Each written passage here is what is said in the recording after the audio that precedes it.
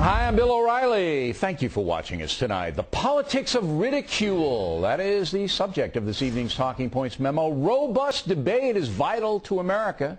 It can put complicated issues in focus, sometimes exposes charlatans.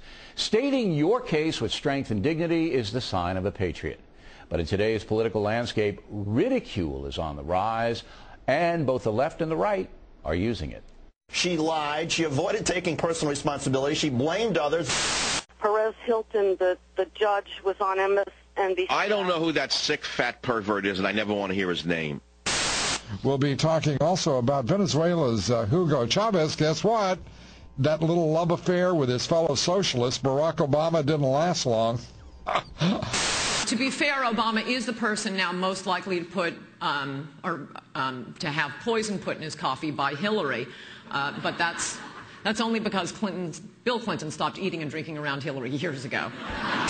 Bush was a kind of a walking punchline. Obama's just not as funny. I mean, it just, and he doesn't mess up as much as Bush. I know for a fact that Carrie Prejean was Harry Prejean, a homophobic man who liked marriage so much he did it 3 times. Now he's a babe who needs a brain implant. Maybe they could inject some fat from her butt. Now, let's put this into perspective. Talk radio has always had its share of hate mongers. Some right-wingers make a living doing this. And on the left, the Air American network was all hate all the time, and then it went bankrupt. Then a couple of years ago, NBC News began peddling hate on its cable network. Then a few months ago, the Obama administration tried to brand the Republican Party as a place of fanaticism. The White House actually increased the power of Rush Limbaugh by trying to ridicule him. But here's the question. Are these tactics an accident, or is there something deeper here? Enter far-left philosopher Saul Alinsky, a Chicago rabble-rouser who died in 1972. Hillary Clinton actually did a thesis on Alinsky while studying at Wellesley College in Massachusetts. Before he died, Alinsky wrote a book called Rules for Radicals, and here is where the politics of ridicule was defined.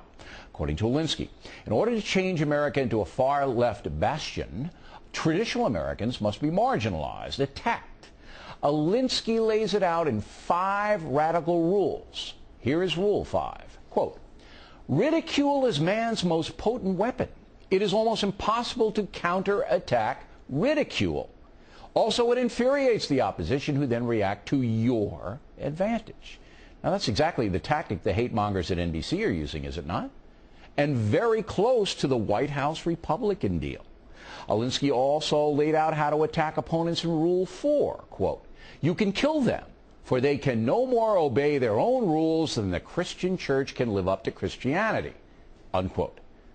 Alinsky is saying that because no person is perfect, any sin can be used against traditional people.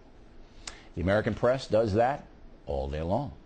Now, the Alinsky principles are followed by a variety of far-left organizations, including, and get this, ladies and gentlemen, including the Developing Communities Project in Chicago, where Barack Obama worked in the late 1980s. Now, that's not to say the president is a disciple of Alinsky's, but he surely knows what the man put out there, as do many committed liberal Americans.